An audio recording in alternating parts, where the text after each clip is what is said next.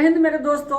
आज हम साइंस के महत्वपूर्ण सवाल लेकर आए हैं जो परीक्षा की दृष्टि से महत्वपूर्ण सवाल है। इसे एक एक सवाल को देखें और समझिए हर सवाल जरूरी का है। तो पहला सवाल पर हम लोग चलते हैं। कार्बोहाइड्रेट है, प्रोटीन है, वसा है, इसका पूर्ण पाचन कहाँ होती है? ये तीनों का पाचन कहाँ होती है? पूर्ण रूप से छोटी आंत में होती है। कहाँ होती है? छोटी आंत में होती है। छोटी आंत में होती है। फिर क्या आता है? दूसरा सवाल है कि हमारे शरीर में कौन सा हार्मोन है जो कार्बोहाइड्रेट, प्रोटीन तथा वसा का उपापचय का नियंत्रण करता है? वह थायरॉक्सिन है। क्या है? थायरॉक्सिन है। थायरॉक्सिन कहाँ से स्रावित होती है? थैलाइड ग्रंथि से होती है। कहाँ से स्रावित होती है? थैलाइड ग्रंथि से होती है। फिर अगला सवाल है ग्लूकोज। ग्लूकोज का सूत्र क्या होता है? ग्लूकोज का सूत्र क्या होती है? C6H12O6। और चीनी का क्या होता है? चीनी का C12H22O11 होता है। विरंजक चूर्ण का क्या होता है? विरंजक चूर्ण का क्या होता है? CaOCl2 होता है। उसके बाद प्लास्टर ऑफ पेरिस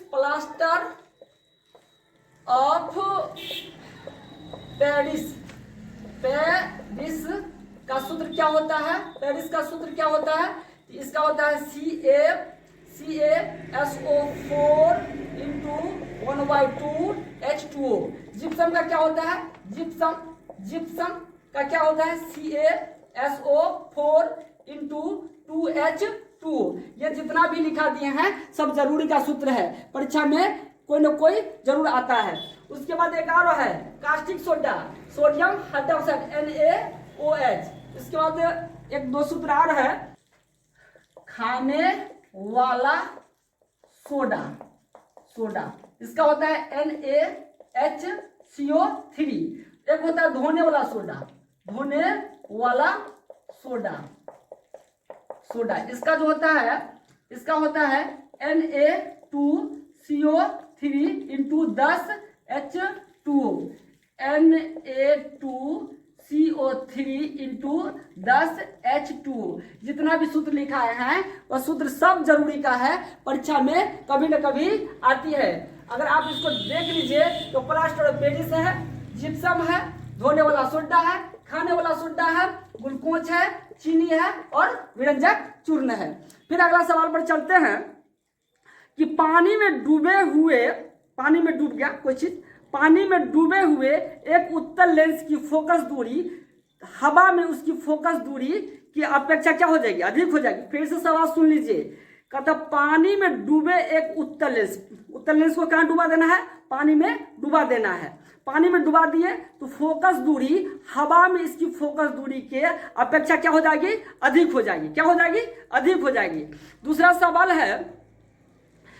सवाल है कि एक एमीटर का परिसर, एमीटर समझते ना? एमीटर विद्युत धारा की प्रबलता को एमीटर मापता है और दो बिंदुओं के विभवांतर को कौन मापता है? वोल्टामीटर मापता है। एमीटर हो गया विद्युत धारा की प्रबलता को मापता है और वोल्टामीटर जो होती है दो बिंदुओं के विभवांतर को मापता है। ऐसा मात्रक जो वोल्टा हो गया विभव और विभवांतर का होगा। किसका? विभव और विभवांतर का। अब विद्युत धारा का ऐसा मात्रक कौन सी हो गया? एमीटर हो गया। तो सवाल है कि एक एमीटर का परिसर 0.3 एम्पियर है और इस एमीटर की स्केल एवं डिवीजनों की संख्या 30 है तो उस एमीटर का माप क्या होगी? उसका होगा 0.01 एम्पियर। 0.01 एम्पियर हो जाएगी। फिर अगला सवाल है ग्लूकोज में कार्बन के कितने अणु होते हैं? ग्लूकोज अभी जस्ट लिखे हैं। ग्लूकोज जैसे ग्लूकोज का सूत्र होता है C6H12O6। कार्बन के कितने अणु होते हैं? 6 अणु होते हैं। कितने अणु होते हैं? 6 अणु होते हैं। फिर अगला सवाल है कि निम्नलिखित में कौन सा ऊर्जा का नवीकरणीय स्रोत है? भाई पहले समझ लीजिए नवीकरणीय किसको कहते हैं? नवीकरणीय उसको कहते हैं जिसको बार बार बना सकते हैं। खत्म हो ही नहीं, खत्म हो फिर बना ले, खत्म हो फिर बना ले। लेकिन एक होता है नवीकरणीय स्रोत जिसको एक बार अगर यूज कर लिए फिर दोबारा उसको बना नहीं सकते हैं। बनाने में काफी समय लग जाए। जैसे प्राकृतिक गैस है, कोयला है, पेट्रोलियम है, ये सब एक बार जब हम खत्म कर लेंगे तो बनने में लाखों करोड़ों वर्ष लग जाएंगे। इसलिए हम लोगों का एक वैकल्पिक ऊर्जा स्रोत पर ध्यान देना चाहिए, जो नवीकरणीय ऊर्जा हो, जैसे सौर ऊर्जा है, पवन ऊर्जा है, जल ऊर्जा है, इस पर ज्यादा ध्यान फोकस करना चाहिए। फिर है कि निम्नलिखित में कौन सा एक प्राकृतिक पारिस्थितिक तंत्र है? तो प्राकृतिक पारिस्थितिक तंत्र तो भाई जंगल है। क्या है? जंगल है। अब जंगल में देख लीजिए क्या क्या होता है। जंगल में पौधा किसको खाएगा? पौधा को बकरी है, चाहे हिरन है, हिरन मान लीजिए हिरन है, हिरन को कौन खाएगा? बाघ खाएगा। तो ये है, पौधा को कौन खाएगा? हिरन को कौन खाएगा? वो बाघ खाएगा। इस तरह से एक जीव दूसरे जीव पर क्या है? निर्भर है, या आहार श्रृंखला के कड़ी के रूप में है। इसका सबसे सटीक उदाहरण जो है वो कौन सा है? उसका सबसे सटीक उदाहरण जो है सो ये जंगल होगा। फिर उसके बाद है कि निर्वात में प्रकाश की चाल कितनी होती है? निर्वात जहां कुछ भी नहीं हो, खाली हो, उसमें प्रकाश की चाल कितना होता है? 3 लाख किलोमीटर प्रति सेकंड होती है। एक सेकंड में कितना चलेगी? 3 लाख किलोमीटर। इसको ऐसे भी लिख सकते हैं, 3 × 10⁸ मीटर प्रति सेकंड कर सकते हैं। मीटर में 3 × 10⁸ मीटर प्रति सेकंड, उसे 3 लाख किलोमीटर प्रति सेकंड भी कह सकते हैं। कहता है कि नाइट्रोजन में 2 परमाणु के बीच में कितने बंधन बनते हैं? तो देख लेते हैं। नाइट्रोजन का सूत्र क्या होता है? नाइट्रोजन को तो हम N2 लिखते हैं। तो नाइट्रोजन की परमाणु संख्या कितना होता है? 7 होता है। बाहरी कक्षा में कितना इलेक्ट्रॉन होता है? 2 और 5। तो 5 हुआ बाहरी कक्षा में, तो 5, इसको 8 पुराने के लिए कितना चाहिए? 3 चाहिए। तो एक N ये हो गया, एक N ये हो गया। इसका 3 ले लेते हैं और इसका भी 3 ले लेते हैं, ठीक है। इसके बाहरी कक्षा 5 है, तो एक यहाँ ले लेते हैं, एक यहाँ ले लेते हैं, एक यहाँ ले लेते हैं, इसका एक यहाँ लेते हैं, एक यहाँ लेते हैं। देख लीजिए कितना जोड़ा? 3 जोड़ा का। कितना जोड़ा का? तो 3 बंधन। नाइट्रोजन के साथ कैसा कितना बंधन? 3 बंधन। फिर है अगला सवाल, किसी चालक की विद्युत प्रतिरोधकता निर्भर करती है। अब विद्युत प्रतिरोधकता जो निर्भर करती है, तो चालक की लंबाई पर, चालक की मोटाई पर, चालक के पदार्थ पर नहीं, चालक की लंबाई पर, चालक के मोटाई पर, चालक के पदार्थ पर और चालक के ताप पर भी ये होती है। प्रतिरोध जो होता है किन किन बातों पर निर्भर करता है, ये 4 को याद कर लीजिए, अक्सर परीक्षा में आती ही रहती है। फिर अगला सवाल है कि एक कोशिकीय शैवाल में जल का परिवहन। अब ध्यान से पहले सुनिएगा। एक कोशिकीय शैवाल है। अगर एक कोशिकीय जिसका शरीर एक कोशिका का बना होता है, जिसको एक कोशिकीय कहते हैं। जिसका शरीर अनेक कोशिका का बना होता है, उसे बहुकोशिकीय कहते हैं। अगर वह ऑक्सीजन छोड़ता है और कार्बन डाइऑक्साइड लेता है, किस क्रिया के कारण? विसरण क्रिया के कारण। किस क्रिया के कारण? विसरण क्रिया के कारण। फिर अगला सवाल है, एक सवाल और है कि हमारे शरीर का पीएच मान कितना होता है? कितना बार पूछ चुका है ये सवाल, कितना बार आया है? और एक बार देख लेते हैं, हमारे शरीर का पीएच मान कितना होता है? पीएच मान 7 से कम अगर होगी तो अम्लीय होगी, 7 से अधिक होगा तो क्षारीय होगा। 7 से कम होगी तो अम्लीय होगी, 7 से अधिक होगा तो क्षारीय होगा। तो 7 से 7.8, 7 से 7.8 के बीच में मानव शरीर का पीएच मान, मानव शरीर का पीएच मान कितना होता है? पीएच मान 7 से लेकर 7.8 के बीच में रहता है। फिर सवाल है कि संतृप्त और असंतृप्त, बहुत अच्छा सवाल है। संतृप्त और असंतृप्त, हाइड्रोकार्बन के 2 भाग, संतृप्त और असंतृप्त। तो देख लेते हैं संतृप्त क्या है और असंतृप्त क्या है। संतृप्त है नहीं, और एक है असंतृप्त है। क्या है? असंतृप्त है। तो संतृप्त का भाग हुआ सिर्फ एक, वह हुआ एल्केन। क्या हुआ? एल्केन। असंतृप्त असंतृप्त, असंतृप्त का हो गया दो भाग, दो भाग, कितना हो गया? दो भाग, एक हो गया एल्कीन, एल्कीन, एक हो गया एल्काइन, क्या हो गया? एल्काइन। अब देखिए एल्केन में एक बंधन, एल्कीन में डबल बंधन और एल्काइन में ट्रिपल बंधन। इसका सूत्र, एल्केन का सूत्र क्या होगा? CnH2n plus 2। इसका सूत्र क्या होगा? CnH2n। इसका क्या सूत्र होगा? CnH2n minus 2। इससे आराम से हम पता लगा लेंगे कि कौन सा एल्केन समूह का है, कौन सा एल्कीन समूह का है, कौन सा एल्काइन समूह का है। एक हम चलते हैं उदाहरण ले लेते हैं, ब्यूटेन का ले लेते हैं। तो ब्यूटेन का क्या हो जाएगा? इसमें तो ब्यूटेन हो जाएगा, ब्यूटेन। इसका क्या हो जाएगा? ब्यूटीन हो जाएगा, ब्यूटीन हो जाएगा। इसका क्या हो जाएगा? ब्यूटान हो जाएगा, क्या हो जाएगा?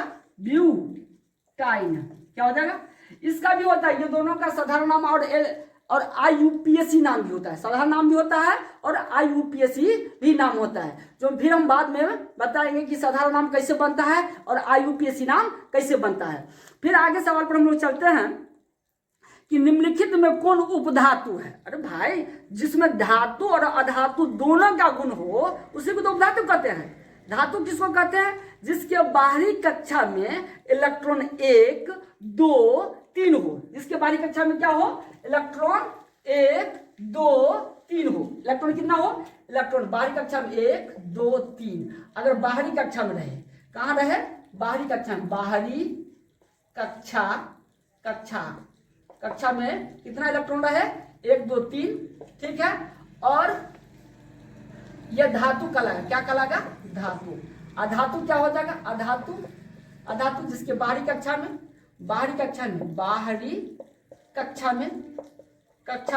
कितना हो जाएगा? 5, 6 और 7। तो 5 वाला को कितने इलेक्ट्रॉन चाहिए अष्टक पूरा करने के लिए? 5 वाला को कितना चाहिए? 3 चाहिए। 6 वाला को कितना चाहिए? 2 चाहिए। और 7 वाला को कितना चाहिए? 1 चाहिए। लेकिन ये जो है ये हमेशा त्यागेगा, यह ग्रहण नहीं करेगा। ये क्या करेगा? त्यागेगा, क्योंकि इसके बाहरी कक्षा में कितने इलेक्ट्रॉन है? 1 है। अष्टक पूरा करने के लिए अपना ये 1 इलेक्ट्रॉन त्याग देगा। जैसे सोडियम का ले लेते हैं, सोडियम की परमाणु संख्या कितना है? सोडियम की परमाणु संख्या 11 है। कितना है? 11। सोडियम की परमाणु संख्या कितना है? 11 है।